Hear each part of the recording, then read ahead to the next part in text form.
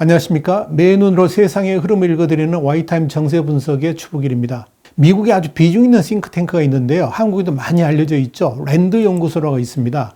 이 랜드 연구소의 국제 정세 분석 전문가인 제프리 허농 박사가 지난 5일 국제 안보 전문지인 War on the Rocks에 아주 의미 있는 글을 하나 게시를 했습니다. 미국과 일본은 중국과의 전쟁을 대비하라, 이런 글입니다. 이게 글이 주목을 끌고 있습니다.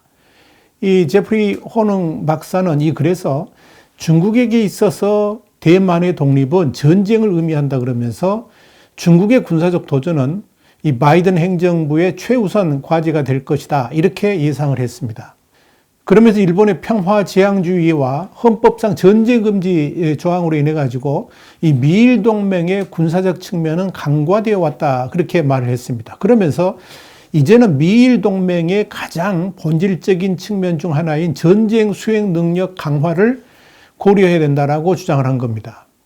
이 분명한 것은 중국이 대만을 공격할 가능성이 있고, 이 경우에 미국과 일본은 전쟁을 피할 수 없을 것이기 때문에 일본이 현실적으로 어떻게 전쟁에 참여할 수 있을지 심각하게 고려해야 된다 하는 것이 이 글의 핵심입니다.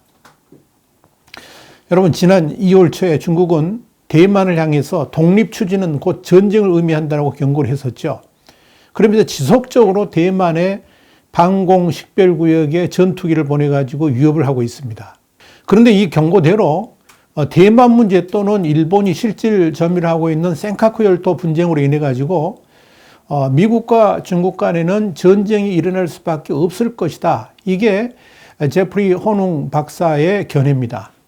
결국 대만 독립 문제는 남중국해하고 동중국해에 흩어진 섬들에 대한 점령작전으로 갈 수밖에 없을 건데, 이 경우에 어차피 중국은 전쟁을 각오하는 것이고, 이 경우에 미국과 일본은 이에 대응하지 않을 수 없게 된다는 겁니다.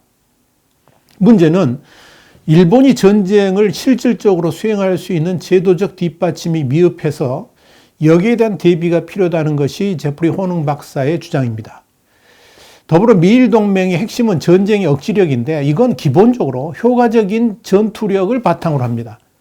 당연히 동맹의 의미 그대로 만일의 사태에 대비한 강력한 대응을 하겠다는 공동의 약속을 제대로 수행할 수 있도록 준비를 해야 되지 않겠냐 하는 이야기입니다. 그러면서 이 제프리 허농 박사는 중국이 대만을 향해서 점령작전을 행했을 때 미국은 당연히 여기에 대해서 대응을 하게 될 것이고, 그렇게 되면 주일 미군을 포함해 가지고 일본 본토 역시 공격의 대상이 될 수 있다고 봤습니다. 이런 시나리오에 대한 미국과 일본의 대응 방안에 대한 충분한 검토가 있어야 된다고 판단한 겁니다. 사실 일본의 평화헌법은 일본 영토에 대한 방어에 초점을 맞췄지, 그걸 넘어서는 2차 공격에 대해서는 제대로 된 규정이 없습니다. 그러니까 일본의 자위대가 외부의 적에 대한 무력 행사를 명령하려고 그러면 총리가 그 상황이 일본의 생존을 위협하는 긴급 사태로 규정을 해야 됩니다. 다시 말해서 일본 본토가 직접 공격을 받지 않는 상황에서 중국이 대만을 향한 공격을 가해온다 그러면 일본 자위대가 미국의 대만 방어를 위한 작전에 동참하기 어렵다는 의미입니다. 그럼에도 이미 남중국해에 등재해서 미국과 동맹으로서 중국 억지작전에 참여하고 있는 호주라든지 프랑스, 캐나다, 영국 같은 나라는 미국과 손을 잡고 중국을 향한 응징에 나설 수 있지만, 일본은 현재의 법적 규정대로라면 미국과 동맹이면서도 대만 작전에 참여할 수가 없다는 거죠. 그래서 이런 문제에 대한 법적 제도적 정비가 필요하다는 것이 제프리 허농 박사의 생각입니다. 이런 문제 제기는 대만 문제로 인한 미국과 중국과의 전쟁이 발발할 경우에 가장 중요한 후방 기지가 바로 일본이고, 주일 미군이 그 핵심 역할을 수행해야 되기 때문에 당연히 여기에 대한 마땅한 대비를 해야 된다는 의미죠. 더불어 일본 자체 내의 방어 시스템에 대한 전반적인 재검토 문제도 제기가 됐습니다. 일본은 이지스 어쇼 탄도미사일 방어 시스템 구축을 포기했습니다. 그래서 이걸 대체할 수 있는 능력을 키우는 것이 아주 기묘하다고 봤습니다. 이건 일본만의 문제가 아니라 동맹군으로 일본에 주둔하고 있거나 주둔해야 될 동맹국 군대의 문제이기도 하기 때문에 그렇습니다. 그렇기 때문에 일본의 방어 시스템에 대한 냉철한 분석을 해야 되고 이를 보완할 미국의 시스템 도입도 검토해야 된다는 겁니다. 그래야 날로 진화를 거듭해가는 중국의 공격 능력에 대응할 수 있다는 거죠. 또 일본의 센카쿠 열도, 중국명으로는 이게 나오이다오인데요. 이 센카쿠 열도에 대한 중국의 공격도 대비할 것이라고 봤습니다. 이렇게 되면 일본 열도 전체가 전쟁성으로 휘말리는 것이고, 그렇게 됐을 때 민간인의 대피 전략 같은 문제도 충분히 논의돼야 한다는 이야기입니다. 이 제프리 호농 박사는 마지막으로 효율적인 전쟁 수행을 위해서 오키나와 인근을 포함한 무인도 등지에 전쟁 수행을 위한 병참기지 건설도 속도를 내야 한다고 했습니다. 그것이 대중국 전쟁 수행 능력을 고도화시킬 수 있기 때문에 그렇다는 겁니다. 자, 이런 제프리 호농 박사의 경고라든지 전쟁 준비에 대한 공고가 아니더라도 이미 남중국해를 중심으로 한 대만 문제는 세계에서 가장 뜨거운 화약고가 됐습니다. 지난 1월 23일만 하더라도 대만 해협 인근에서는 미중 간의 실제 전쟁 상황을 상정한 워게임이 벌어졌습니다. 미 7함대 소속인 티어도 루스벨트 항공모함 전단이 대만 남부에서 30-40km가량 떨어진 바시협을 통과한 오전 10시경에 이 루스벨트함을 추적해온 중국이 신형 전략 폭격기인 홍6K, 그러니까 H6K라고 그러죠. 이 6대하고 젠 16, 그러니까 J16 전투기 4대를 루스벨트함과 한 460km 떨어진 상공에 띄웠습니다. 그리고 이들은 루스벨트함을 표적으로 한 가상훈련을 실시했습니다. 대함 초음속 미사일은 잉지-12, 그러니까 YJ-12를 발사하는 시뮬레이션 공격 훈련을 벌인 겁니다. 물론 미국의 인도태평양 사령부는 중국의 인민해방군의 훈련이 이 YJ-12의 최대 사거리 400km 밖에서 이루어져 가지고 항모 전단에 위협을 준 건 아니었다라고 애써 무시를 했습니다만은 그냥 넘어갈 일은 아닙니다. 왜냐하면 미국이 긴장하지 않을 수 없는 게 이런 겁니다. 미국이 요격하기 쉽지 않은 중거리 탄도미사일 둥펑 26, DF-26이라고 그러죠. 그리고 극초음속 미사일 둥펑 17, DF-17 이런 것들을 개발해 가지고 이미 배치를 해두고 있기 때문에 그렇습니다. 실제로 슈광이 전 중국군 총참모부 부부장, 이 소장급인데요. 이분은 관영 글로벌 타임스 인터뷰에서 전쟁이 나면 미국 항모는 중국 항모 킬러 미사일의 사거리 밖에 떨어져 있어야 될 것이라고 말을 했습니다. 그러니까 이런 경고를 그냥 흘려들을 수는 없는 거죠. 자, 이렇게 남중국해에서 미국과 중국 간의 예상치 못한 충돌이 얼마든지 일어날 수 있다는 점에서 사실 지금 상황 자체가 그야말로 긴박하다고 봐야 됩니다. 그래서 국제 전문가들은 이 대만 문제를 중심으로 한 남중국해 이슈가 미중 충돌의 화약고가 된다라고 보고 있는 겁니다. 그러니까 언제든지 우발적 요인이라든지 오판 그리고 오발로 인해 가지고 국지전이 발생할 수 있다고 본 겁니다. 자, 이런 상황을 미국이 충분히 인지하고 있습니다. 그래서 이 바이든 정부 출범 후에 이 대만을 중심으로 해 가지고 남중국해와 동중국해의 병력을 집중시키고 있습니다. 이미 걸프만에 나가 있던 니미츠 항모를 남중국해에 보내가지고 루스벨트 항모 전단하고 함께 합동 훈련을 실시했죠. 그래가지고 중국을 향한 의지를 분명히 과시했지 않습니까? 현재도 이 루스벨트 항모 전단은 남중국해를 떠나지 않고 자리를 지키고 있습니다.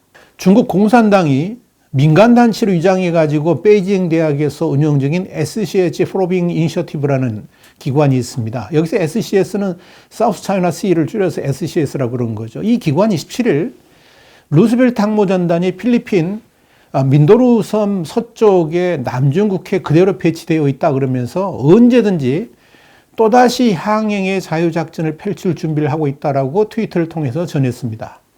이와 함께 17일에도 유도 미사일 구축함인 USS 러셀함이 이 스플래트리 제도 인근에서 또다시 항행의 자유작전을 실시했습니다. 지난해만 하더라도 한 달에 한 번꼴로 실시를 했는데요. 최근 들어서는 2, 3일이 멀다 하고 한 번씩 이렇게 중국을 향한 무력을 과시하고 있는 모양새입니다. 여기에 이미 남중국해를 벗어난 것으로 알려졌던 니미츠 항모에서 항행의 자유를 위한 대규모 군사훈련을 했다. 이 소식을 미 해군 트위터를 통해서 17일 공개가 됐습니다. 다만 이 니미츠 항모의 위치는 공개되지 않았습니다. 어디서든지 이 니미츠 항모의 현재 위치를 파악할 수가 없었습니다. 그런데 이날 니미츠 항모 전단의 훈련 사진 넉 장은 이번 항행의 자유작전이 어마어마했음을 보여줍니다. 한번 사진을 보시죠. 이 외에도 강습 상륙함인 USS 아메리카함이 동중국해 해역에서 대규모 군사훈련을 실시했다는 소식도 미 해군이 트위터를 통해서 4장의 사진과 함께 공개를 했습니다. 이 훈련에는 F-35 라이트닝 II 전투기의 이착륙 훈련도 함께 진행됐습니다. 이 외에도 더 있습니다. 그야말로 이 동중국해와 남중국해에서 중국을 향한 미군의 움직임이 엄청나게 부산하게 움직이고 있음을 알 수가 있는 겁니다. 미군이 이렇게 대만의 북쪽과 남쪽에서 연일 훈련을 실시하면서 주변을 맴도는 것은 혹시라도 중국이 대만을 향해 도발할 생각을 하지 말라, 이런 경고인 것으로 보입니다. 대만이 중국에 비해 군사력의 격차가 워낙 크기 때문에 중국이 마음만 먹으면 언제든지 대만을 점령할 수 있다고 믿고 있죠. 그런데 그렇게 한다 그러면 곧바로 미군이 즉시 개입하겠다는 암시를 지금 미국이 동중국해와 남중국해에서 훈련을 통해서 중국에 시그널을 보내고 있는 것이 아닌가, 이렇게 보여집니다. 그럼에도 미국은 미국대로 자신하는 부분이 있습니다. 일단 중국이 대만을 무력 점령하려 한다 그러면 중국 역시 베이징과 상해를 비롯해서 연안의 대형 도시들이 엄청난 피해를 보게 된다는 것, 이걸 감수해야 된다는 것이고요. 더불어서 대만에 대한 무력 점령을 시도한다 할지라도 대만 해안이 엄청나게 요새화되어 있습니다. 그래서 상륙작전이 쉽지 않다는 겁니다. 문제는 중국이 대만 점령작전을 펼치더라도 상륙하는 데 시간이 걸리게 되면 당장 대만군과 미군의 반격을 감수해야 되기 때문에 되려 중국은 엄청난 피해를 입을 수밖에 없죠. 이렇게 되면 시진핑 주석은 즉각 물러나야만 하는 형국으로 몰릴 수도 있을 겁니다. 또 하나, 미국은 과거 트럼프 정권 때하고는 달리 미국만의 싸움이 아니라 동맹과 함께하는 대중국 전쟁을 펼치려고 합니다. 그래서 프랑스의 핵잠수함이 이미 남중국해에 도착해가지고 작전을 하고 있는 것이고요. 호주군과 캐나다군도 계속 병력 지원을 할 태세를 갖추고 있습니다. 그리고 하반기는 영국의 퀸 엘리자베스 항공모함도 여기 합류하게 됩니다. 중국 입장에서는 이제 미국 하나 이 국가만 상대되는 것이 아니고 미국이 여러 동맹과 대결해야 한다는 것이 엄청난 부담입니다. 최근 들어서 강대국뿐만 아니라 필리핀과 인도네시아까지 중국에 대해서 삿대질을 하면서 남중국해 문제에 대해서 불만을 터뜨리고 있다는 점도 상당한 부담입니다. 결국 지금 중국의 해양은 바다가 있습니다만은 바다가 없는 모양새. 그러니까 미국의 동맹과 우방으로 꽉 막혀가지고 태평양으로 도저히 진출할 수 없는 포위당한 형세로 변해가고 있다라고 볼 수가 있습니다. 지금 중국이 태평양으로 진출할 수 있는 길은 남쪽으로는 참 어렵습니다. 이미 미국의 잠수함이라든지 이 함대들이 지키고 있고요. 현재 태평양으로 진출할 수 있는 길은 일본과 대만 사이가 유일합니다. 바시앱도 이미 끊겼죠.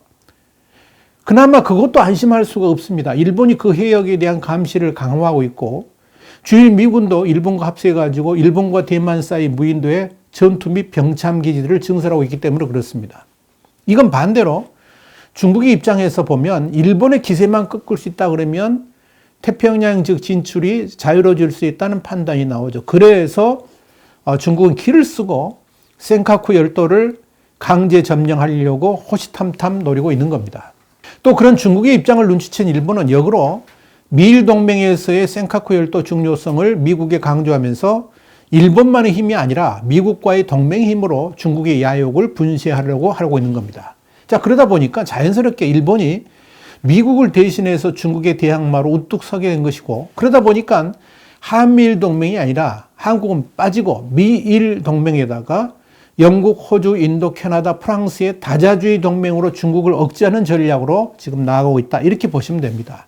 자, 이런 상황에서 한국이 친중 전략을 펼치면서 한미일 동맹의 테두리에서 벗어난다는 것이 얼마만큼의 국익 손실인지는 두고 보면 차츰 알게 될 겁니다. 얼마나 이게 무식한 짓이었는지. 문재인 정부가 기를 쓰고 반일 선동을 통한 일본 배제 전략을 펼치면서 한미일 공조를 와해시켰는데요. 이런 정책이 되려 일본의 국제적 입지를 엄청나게 강화시켜 주었고요. 그러다 보니까 일본을 아시아의 맹주로 키우고 있다는 것을 과연 이 정부가 알고 있긴 하는지 모르겠습니다. 여러분, 국제정세는 냉혹합니다. 갈수록 진영 간 대결로 흘러가는 것이 지금의 상황입니다. 여기에서 흐름을 놓치면 나라 꼴이 어떻게 될 것인지 두고 보면 압니다. 그래서 참으로 답답하고 안타깝기만 합니다. 와이타임즈 정세 분석이었습니다. 다음 주에 다시 뵙겠습니다. 감사합니다.